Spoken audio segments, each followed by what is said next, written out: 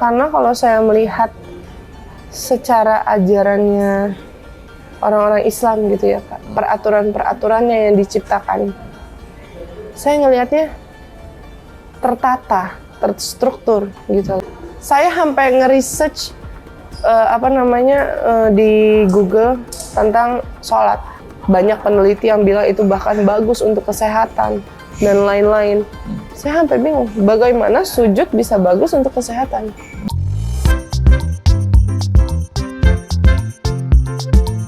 Assalamualaikum warahmatullahi wabarakatuh. Kembali lagi di channel Adama Entertainment, channelnya tentang video Islam dan juga kisah mu'alaf. Sebelum mulai, jangan lupa untuk like dan juga subscribe ya. Tanpa panjang lebar, ayo kita saksikan. Di gereja tidak ada ajaran seperti itu. Itu saya dikasih tahu teman saya di game itu. Baru saya tahu. Jadi selama ini saya belajar agama tahun ke tahun, per tahun materinya itu aja udah diatur sama gereja, diulang-ulang, ngomongin terus setiap minggu di gereja itu lagi. Paskah lah, antar daun palma lah, apalah, gitu-gitu. Natal lagi, ntar sebentar lagi apa. Itu aja diulang-ulang terus. Di luar konteks itu, isi Alkitab masih banyak, itu nggak pernah saya sentuh. Nggak pernah disampaikan? Nggak pernah disampaikan juga. Akhirnya saat saya udah banyak yang saya buka, banyak yang saya cari tahu dari Zakir Naik, Ahmad Didat, saya ikut buka, saya ikut ngecek, saya ikut apa. Udah. Semakin banyak menemukan kontradiksi gitu ya? Iya, itu ya akhirnya. Tapi titik saya akhirnya memutuskan itu ya saat itu. Saat saya lagi di Gua Maria di Salatiga itu. Saya udah bilang, saya pasti fix akan pindah ke agama Islam. Fix. Detik itu saya langsung mutusin, bagaimanapun caranya. Iya. Ketika ke Gua Maria itu sudah ke Hindu ya? Ke Buddha tadi ya? Udah ke Buddha. Udah. Nah, dari sisi mananya Islam ini yang kemudian membuat Cemilia itu menjadi yakin? Peraturannya memang banyak, Pak. Saya yang tadi mikir, peraturannya banyak ya. Iya. Jadi, saya paham kenapa peraturannya segini banyak. Gitu. Saya ngerti. Karena lucu gitu, Pak. Kalau tidak diatur, hidup manusia itu berantakan. Termasuk saya mikir gini, sayang sekali, saya sangat menyayangkan. Saya pernah pergi ke Korea, Pak. Di sana ada gereja Katolik. Ini saat setelah Muslim? Sebelum. Saya lagi jalan-jalan. Cuman mentok pas itu hari Minggu. Kita cari gereja. Saat saya mau masuk, kita sebenarnya nggak ada larangan sih. Cuman kita malu, kita keluar sendiri. Bapak tahu di dalam gereja itu, mereka semua menggunakan topi yang sangat besar ataupun tudung kepala. Entah itu cuman kain yang ditaruh di atas kepala dan lain-lain. Itu kalau di Korea gerejanya seperti itu, gereja Katolik. Mereka kepalanya ketutup saat masuk ke gereja, rambutnya nggak boleh kelihatan. Baik. Gitu. Saya bingung. Sampai kita segan masuk, kita keluar lagi, nggak jadi. Karena kita merasa salah kostum, Pak. Gitu. Saya ingat banget itu dulu. Akhirnya pas pulang. Pas pulang di rumah, saya nggak ngerti. Akhirnya mama saya cuma bilang itu perbedaan budaya. Tapi saat saya pelajarin Islam dan saya terpaksa melihat Alkitab saya, ternyata ada ayatnya yang menyatakan kalau kamu mau masuk ke gereja atau ke bait Allah, kamu harus menggunakan tudung, tutup kepalamu.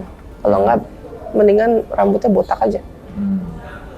Makanya saya, ini kenapa pas di Korea begini orangnya? Karena mereka lebih mengikuti ajaran di Alkitab itu.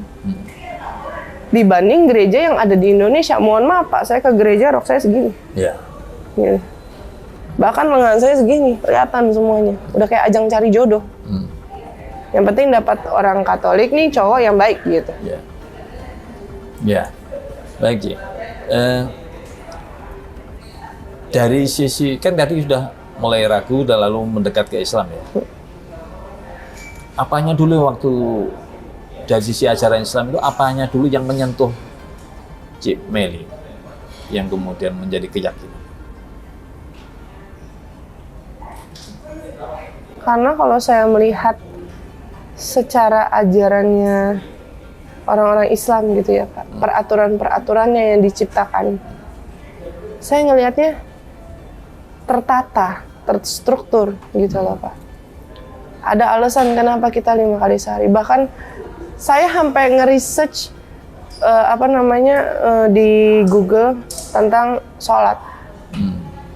Banyak peneliti yang bilang itu bahkan bagus untuk kesehatan dan lain-lain. Saya sampai bingung, bagaimana sujud bisa bagus untuk kesehatan? Gitu.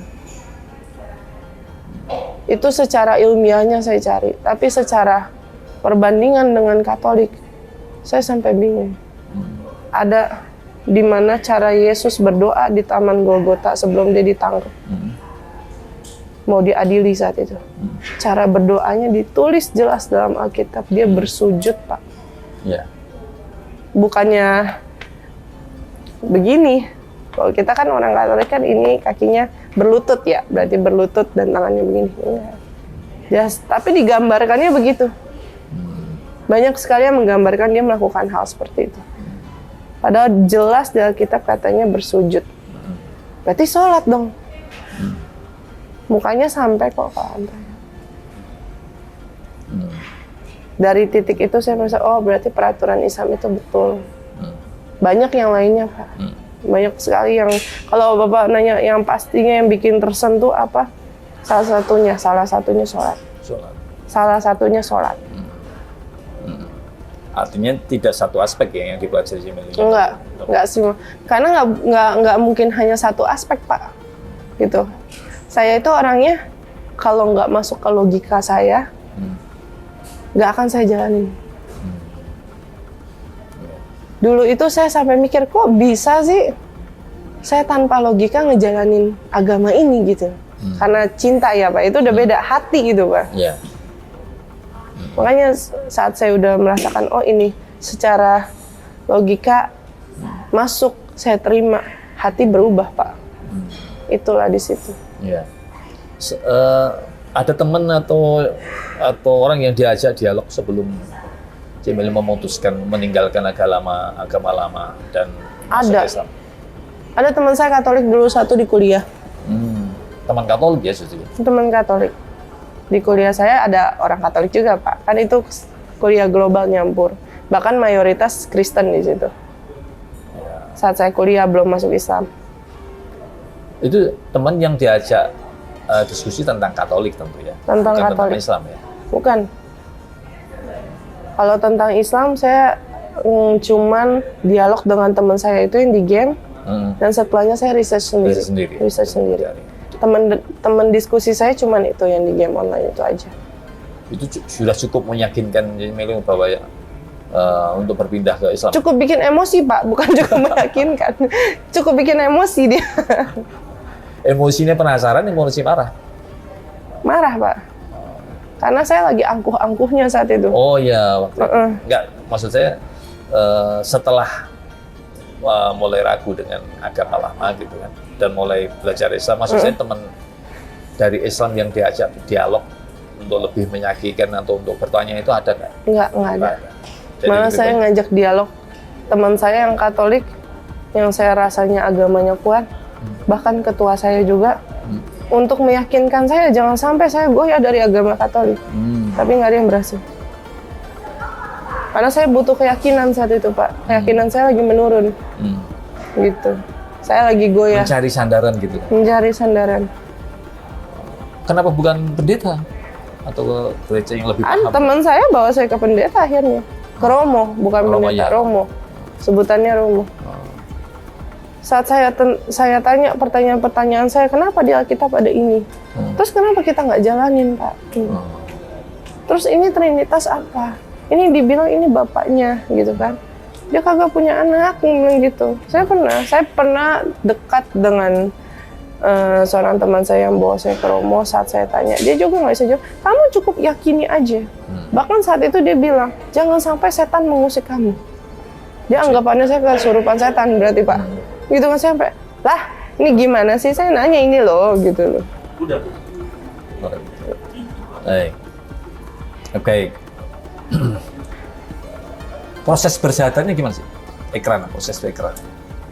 Jadi Memberitahu orang tua dulu atau diam-diam atau gimana? Diam-diam dulu Pak. Jadi saat itu setelah pulang dari Gua Maria, saya bingung mesti kemana. Karena saya udah mantep pengen syahadat. Saya cari tahu cara syahadat dan lain-lain. Tapi saya pikir saya butuh bantuan teman. Yaitu setelah saya menghilang 2 tahun dari game, saya hubungin dia lagi. Teman yang diajak Teman ini. Dan ujuk-ujuk saya nggak pakai basa-basi. Gue mau masuk Islam, bantuin dong. Dia bilang gitu. Kaget dia. Nggak mau dia, nggak mau bantuin. Enggak, lu jangan main-main lo sama agama. Dia bilang gitu. Dan dia kaget kan, 2 tahun menghilang, saya tiba-tiba hubungi. Saya sampai mikir, BBM-nya masih yang ini nggak ya gitu kan. Kontaknya masih yang ini nggak ya.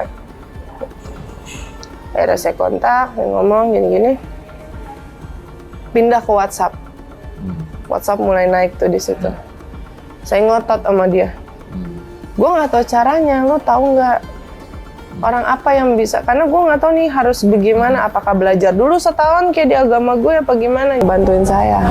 Dia bilang katanya, enggak kalau lu main-main sama agama gue nggak mau ikut urusan. Dia bilang gitu.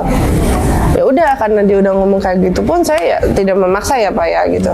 Saya cuma bilang ya minimal gue tanya dia emang benar kalau di internet bilangnya gue cuma cukup ngucapin ini aja gitu kan.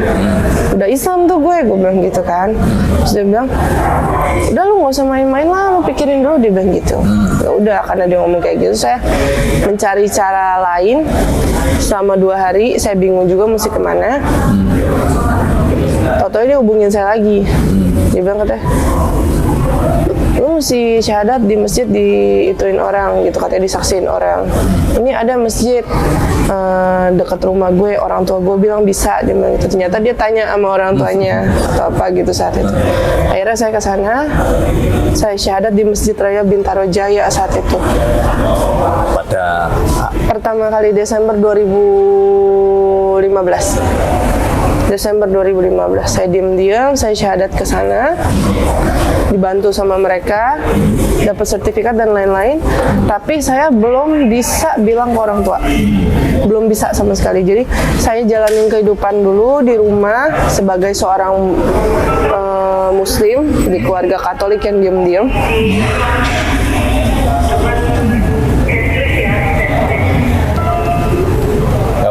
Iya, terus akhirnya saya bilang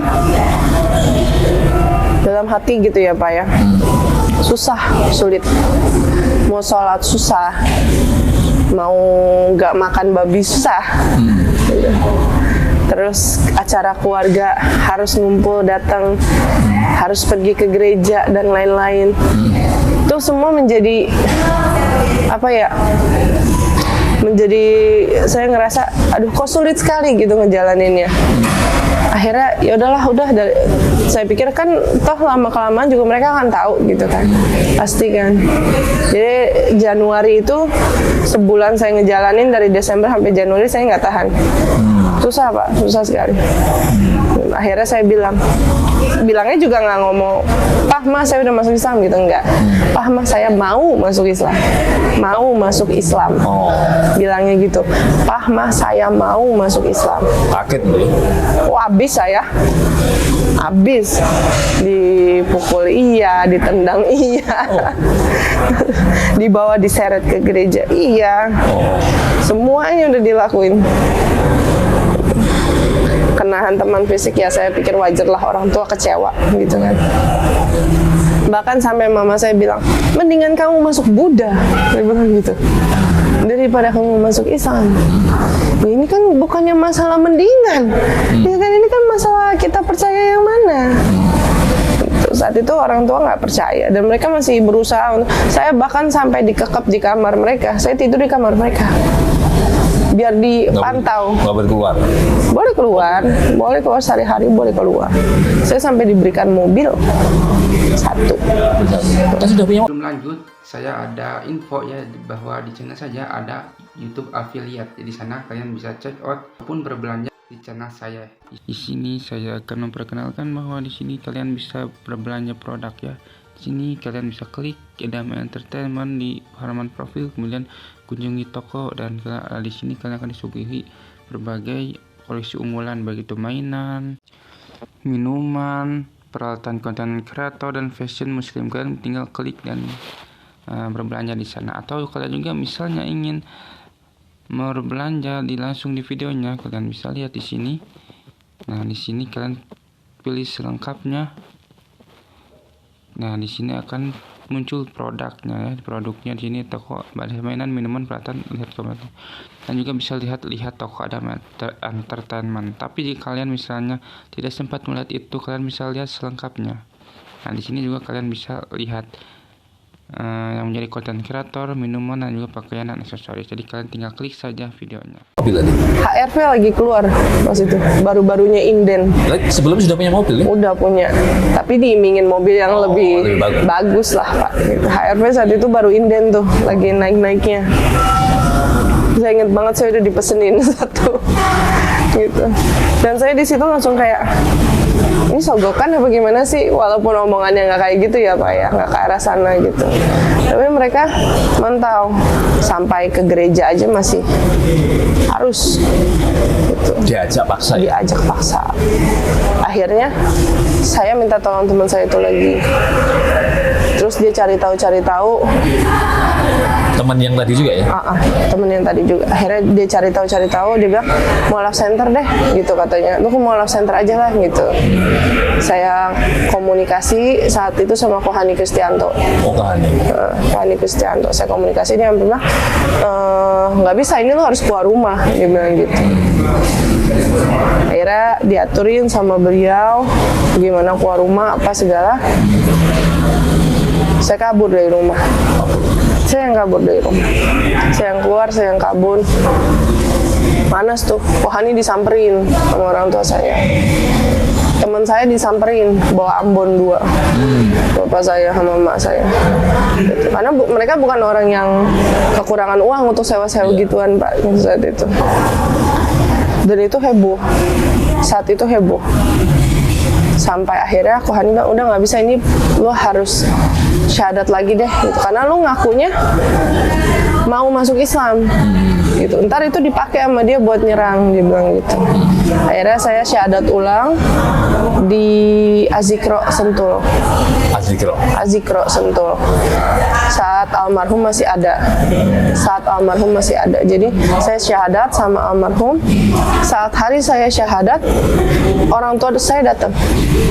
Papa saya pikirannya mungkin saat itu masjid kecil, nggak terlalu banyak orang, dia pengen ngambil saya pulang saat itu. Tapi di setting sama Kohani, saya syahadat saat zikir akbar. Itu ratusan ribu umat muslim ada di situ. Papa saya kejebak.